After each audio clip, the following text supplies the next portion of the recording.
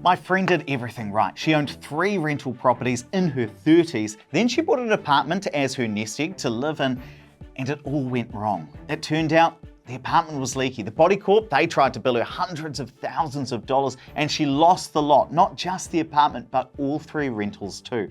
So to avoid the same fate, today you're gonna learn the 9 things you must check before you buy a property. And by the end, you're gonna have the full checklist that could stop you from making one of the most expensive mistakes of your life.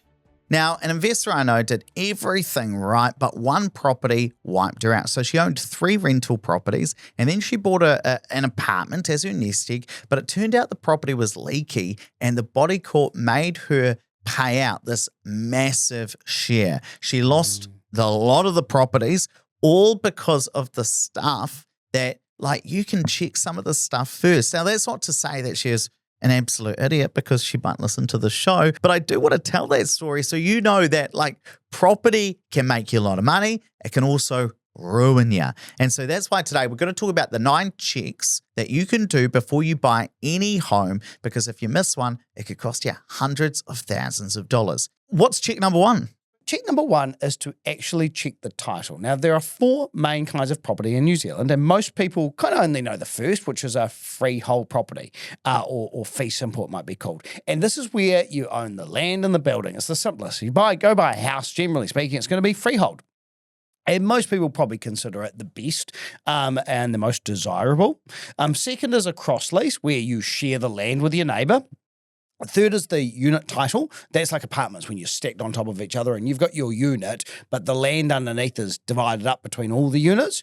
And then the fourth is leasehold, where you own the building, but not the land, and you can't move the building. So there's a bit of a warning sign whenever a property looks cheap and you think, oh, I don't know why that seems so cheap. That apartment seems really good value. Check the title, because cheap is often leasehold. I mean, in your mind, why is it that you think, because you rage about it on the show, right? But why do you see leasehold as such a trap? Okay, you own the property, and you can't move the property, and now it's placed on some land, and you've got to pay some ground rent to the owner of that land. Now, the problem is that land rent goes up over time, and you've got no control over it. Like, people have tried to fight it in the past and been pretty unsuccessful, as far as I know. And all of a sudden, you've got this cost that's just growing and growing and growing and growing. Banks hate it for that very reason. And so something you buy today that might seem cheap can turn out to be a major liability in the future. You're not going to get any significant capital growth, in my opinion, or in my experience. It's just you get a dud. Now, check number 2 is checking body corporates and residents associations. So if I think about my friend, she bought this apartment in there, and one check you should do before you go ahead and buy that apartment or an existing townhouse is check what's actually going on in the body corporate or residents association, because you're going to pay some levies, right? And you're going to have to follow their rules. And then what you're going to have to make sure is that you are happy abiding by whatever those rules are. But I'll tell you the real issue that I see, which is what happens to the long-term maintenance. Now, if a body corporate is run well, they will be putting aside maintenance or money, basically, for those long-term maintenance issues, because over time, what's going to need to happen? You're going to have to maintain the outside of the property, or there's just going to be issues that come up if you own a property for 30, 40, 50 years. There's going to be some maintenance, right? Now, if you're just a homeowner, you can decide when you go ahead and do that. But if you're in a body corporate, they're going to decide when they're going to go ahead and do that long-term maintenance. And if they haven't been putting aside the money for it, there might be a special levy that they're going to put in where you're going to have to pay it, and their body corporate fees might start going up. And one of the big things that changed in the unit titles rules over the last few years is that now, if it's a body corporate, not to be confused with an RA, which is run by body corporates but isn't held to the same level of requirements. If you've got a true body corporate, you've got to have a 30-year maintenance plan. Now, that means that you're putting aside money today for the property in 30 years' time and every year in between. So if they haven't appropriately structured that, and then there's an adjustment, like you say, it can be really financially crippling. So you'd want to go through the minutes, check for words like remediation, reclad, special levy. Any of those those could give you a sense that there might be some more bills coming your way. What do you see as check number 3? It's getting a building inspection. And I don't just mean for that 100-year-old house, I mean every time. So before you buy the property, get a pre-purchase inspection by someone who's got insurance, someone that's registered and they've actually got insurance. So not your mate Tim, the builder. My friend Tim is a builder. Come around and have a look. Someone that actually you can hold to account if they miss something as well, but also know the limits of that, because if it is a visual check, which they likely will be, they're not going to lift the carpets or drill into the walls. That might really upset the existing owners. But make sure that anything that's obvious and is a defect, you can at least have a conversation about or consider whether or not that's major or minor. And when you say insurance, you're talking about professional indemnity insurance, right? So that if they mess up and you've got to sue them, they've actually got an insurance policy where you're going to be paid out. Because if there's no insurance there and they've messed up but it's their fault and you try to sue them, let's say they owe you $200,000. Where are they going to get the money from? That's why it's important that they have professional indemnity insurance so that you can actually get paid out if they've done something really, really wrong. Yeah, so again, getting one of those non-invasive checks, do that before you go unconditional or before settlement if you're buying a new build, even with new builds, because again, you might have the council inspections that are pretty robust, but you want to make sure you've got something yourself that you can fall back on. The other thing is make sure that if you're buying a house, that you don't rely on the seller's building inspection, right? So when I was buying a house maybe 2 years ago, and it was an older property, and the sellers had their own building inspection. And I'm like, I don't even care to read your one. I'm going to get my own because I know, A, mine's going to be independent and that it hasn't been tampered with. And I also know that if something's gone wrong and my building inspector's missed something material, I'm their client, I can go after them. If you hand me your building inspection and I just look at it, well, I'm not the building inspector's client. So if something goes wrong, I can't go after them. I don't have a commercial relationship with them. What about check number 4? Check number 4 is unconsented or just dodgy work. So that great indoor-outdoor flow that's mentioned in the real estate ad, well, it might be a deck without a consent. So check the lid and check the council property file and make sure that every part of the property has been consented and it's got the appropriate sign-off. And the reason why that matters is because you might be quite comfortable having a deck that isn't consented or a conservatory that isn't consented, but the insurer won't. And the bank won't. And so if something goes wrong and the house burns down because that conservatory had a power socket but it wasn't consented, we don't have insurance. And so the bank's not going to like that. So if there's something that, is just not smelling right and that doesn't match up in the file, just walk away. Well, that was actually one of the things we looked out for. So the old property that I told you I bought, it had been renovated maybe about 15 years ago. Now, because of that, some of the property files didn't match up with the original consent. So we had to go through and say, well, what was actually done? Did it have the appropriate consents done when they renovated it? Now, of course, I'm not able to go through all of the property files and understand what's going on because they're quite complex, but that's what you have your lawyers for. And I think it's important that buyers and sellers and people buying property are just aware of the questions to ask. You don't need to know all of the answers. You don't need to be able to go through a property file yourself and check the consents. I mean, smarter people than me know how to do all of that stuff, but at least you know, hey, look, this has been renovated. I should make sure my lawyer checks that things have been consented because they're probably not with you at the open home walking through. Now, check number 5 is looking at flood zones and natural hazards. So is your property on a floodplain or a slip zone? This is going to be on the LIM report, and often councils these days have really good flood maps so you can see whether your property is or is not in a potential floodplain. Now, the one thing that I'd always say, though, is you've just got to remember is that if we think about Auckland, so much of Auckland is on a floodplain, right? Which basically means that if there's a 1 in 100 or a 1 in 200 year flood, then the land could be flooded. The question you've then got to ask is, okay, but has the house been built to take this into consideration? So I own a property in a floodplain down in Christchurch. One of the things I made sure was that the property was built high enough off the ground so that if we get that 1 in 200 year flood, that the water's not coming inside. That's the important part, right? And then you can just take it all into consideration because there are tons of properties all around New Zealand that are built in floodplains. The worry is if they haven't been built to take that into account. And also the other thing is those floodplains change. So you might think that you're doing really good and you've bought away from a floodplain, and then there's an event that wasn't predicted, and then all of a sudden you are in a floodplain. So just think about all that together. Well, that brings us to number 6, and this is a good one. The neighbours vibe. And don't skip this one. Now, if I think about some of the times where people have bought in like really nice areas like Ponsonby, right? And they're thinking, oh, well, this is a good area.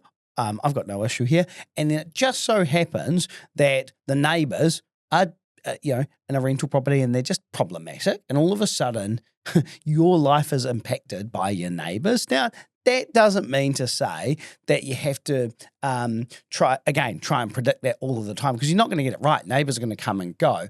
But what you could do is drive through the street at different times, morning rush, Friday night, Saturday, and listen for the traffic noise, look at how the street feels, get out of your car, walk down. If you've still got your wallet at the end of the street, probably okay. If you don't, maybe not. And, a property that can be peaceful at the open home at 3 p.m. on a Sunday afternoon might be completely different at 3 a.m. on a Thursday night. And so you just kind of got to take that into consideration, because the agents, of course, they've got disclosure responsibilities for things that they might know, but they might not know these things. So you want to find it out yourself. That's quite good, actually, because then you could go through. I mean, I wouldn't want to be up at 2 a.m., right?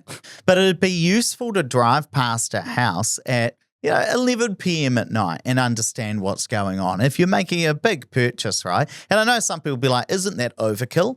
But if you're spending, if you're in Auckland, for example. If you're living there spending a couple of $1 million, I'd do it. Yeah. I mean, I did that when I bought my house to live in. You drove down the street at 2 a.m.? Not at 2 a.m. because I'm an old man. But, I did it. We drove past at 11 p.m. It's like, let's just go check it out and see.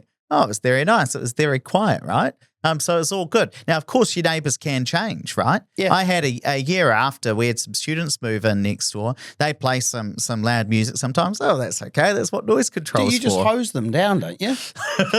Check number 7 is thinking about easements, which are such a Kiwi thing, and they're often missed. So an easement, and for anyone that doesn't know, is someone else's right over your land. So you might be thinking, well, what the hell does that mean? Well, if you've got a shared driveway or power line and the neighbour's got a right of way or the access to your property, that's something to be considered. Now, on a shared driveway, you could be on the hook for maintenance. And I know I've spoken in the past about one of my properties where I owned a massive chunk of land, but most of that land was in the driveway that I was responsible for, but everyone else got to use. And so, of course, the maintenance fell back on me. And so that's something that you need to have a conversation with your lawyer as you're going through your due diligence to make sure you've taken that into consideration. I'll give you a good example of that. So there were these 2 neighbours who had a shared driveway, right?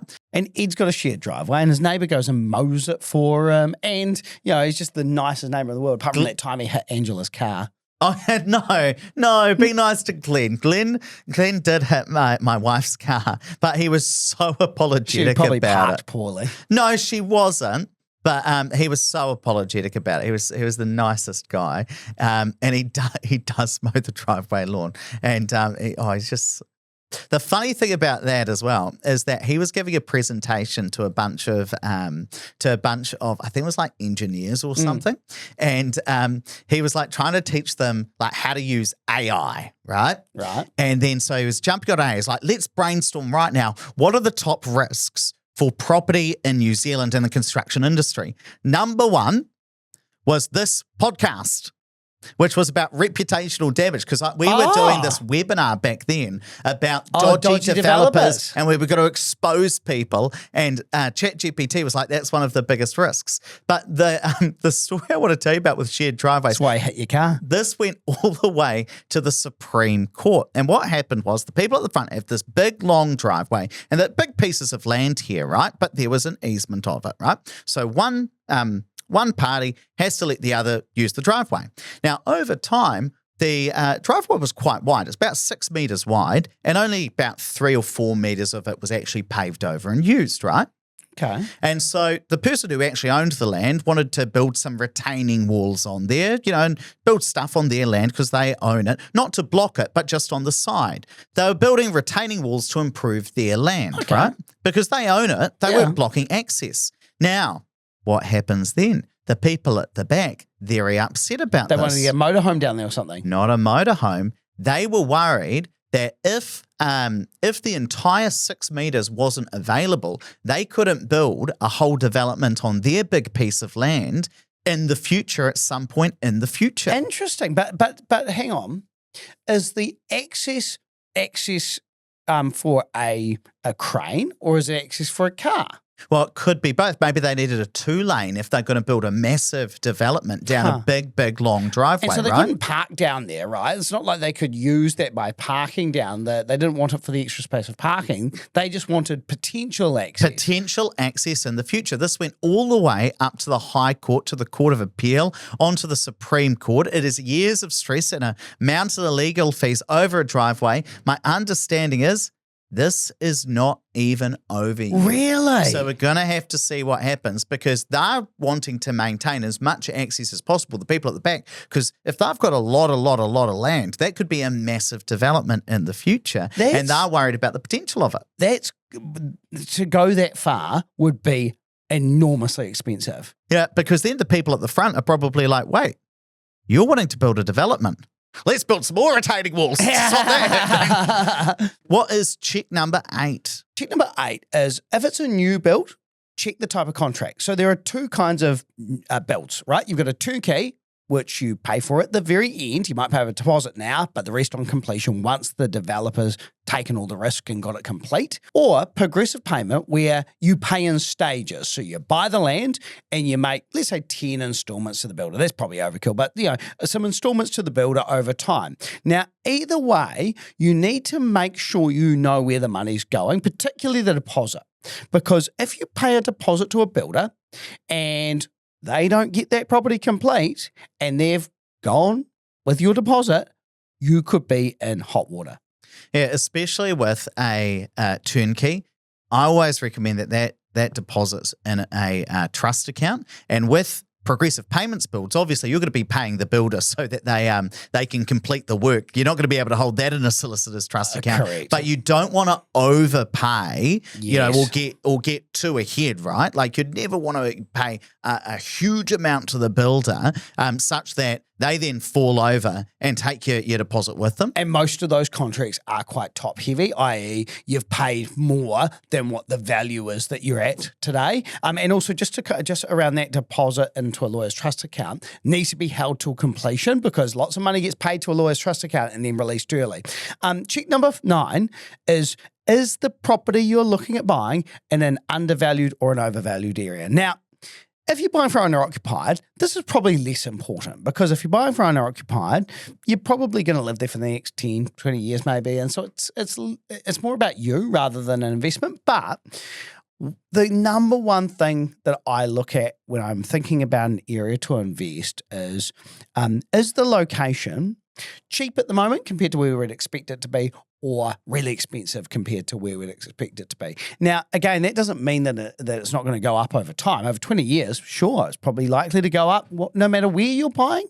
However, if you're not going to get much growth in the next 3, 5, 10 years, that's probably going to affect your ability to carry on investing, or just you mentally from topping up a property and it just going down in value or not going up as quickly. So because properties don't go up all at the same rate at the same time, and right now we've got the South Island booming and the North Island crashing, you kind of think, okay, well, do I want to be buying where it's booming, or do I want to be buying where it's crashed, so that I can actually get some growth over the next wee while? And one way you can check that is by going to Area Analyzer. This is an awesome tool. If you Google it, it's going to be the first thing that comes up. And if I type in an area, you can go and see whether it's at what we consider to be a good part or a bad part of its property cycle, and also see whether it's looking a bit overvalued or a little bit undervalued. For example, Invercargill's booming at the moment, but to me it looks about 26% overvalued. The reason this is really important is I recently released this calculator that lets you look at like any area in the country and see, like, over the long term, how have property prices changed? So what was interesting is if we look at somewhere like Gore, right? if you were looking at the numbers back in 2007, call it, or 2008, so February 2008, you would have looked at the property market and said, oh my God, over the last 10 years, Gore property prices are up 11.7% per year compounding. The Gore property market is booming. This is where I'm going to make my millions. Imagine developers, they'd be posting that. Now's the time. 100%. So February 2008, 11.7% up. Wow, I'm going to go in there. Okay, so if you bought February 2008, by the time you get to February 2018, which is the 10 years later, your return has been 2.2% annualized per year. So if you are sitting in a property market and it's gone up by 10, over the last 10 years, it's gone up by a lot, you can't then be like, that's what I'm going to get over the next 10 years, because often it swings and roundabouts. It can go the other way, which is why I was really disappointed to see there was one property coach I saw the other day, like saying, Auckland's been really bad recently. I saw that. It's like 2% over the last 10 years, whereas in some smaller towns, it's been really, really high. And one of the things I was thinking is, but you can't then infer or think, but that means that that's going to continue in the future. We recently did a podcast where I was sharing about how, well, if you took that approach, eventually a small town like Kawerau with only 6,000 people is going to be more expensive than Auckland. But what we see continually is that if you were to buy a property, and I'll give you, let's not use Auckland because we always go on about Auckland. Let's use a place like Dunedin or something like that. So if you were sitting in Dunedin back in 2015, you would have seen that over the prior 10 years, on average, property values had gone up by 1.9% per year. So if you were like, oh, that's so bad, that's not a lot of growth, I'm not going to invest in Dunedin because it's only 2%, that's real bad. Well, if you bought a property there where the last 10 years were pretty rubbish, well, 10 years later, and of course, this isn't a guarantee. What was the exact date? Did I tell you? It was 2015. I can't remember. I can't. Do you remember, producer Dave? What was the month? I'm going to get it exactly. It was 2.9%. June. No. It was April. April 2015. Yeah. 1.9%. So if you bought then, April by the 25. time, by the time, thank you, I got it this time. By the time you get to April 2025, property prices has gone up on average by 7.8%. per year. And so it's just to say you can't look at the last 10 years of data and think that tells you anything about what's going to happen over the next 10 years in terms of your property value, right? And so this is just something really to look out for, because I think this is something that's quite hard for people to grasp, which is that the last 10 years don't indicate what's going to happen in the next 10 years. And I really do think we're such creatures, such herd mentality that we see what's worked for someone recently and then we go, we'll just go do that and replicate it. Unless you've got a time machine, you can't do that.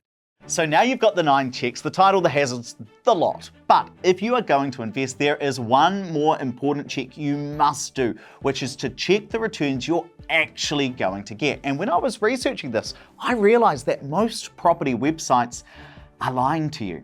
And I found the flaw. I fixed it by analyzing 13,000 real homes myself. Click the video on screen and I'll show you what I found.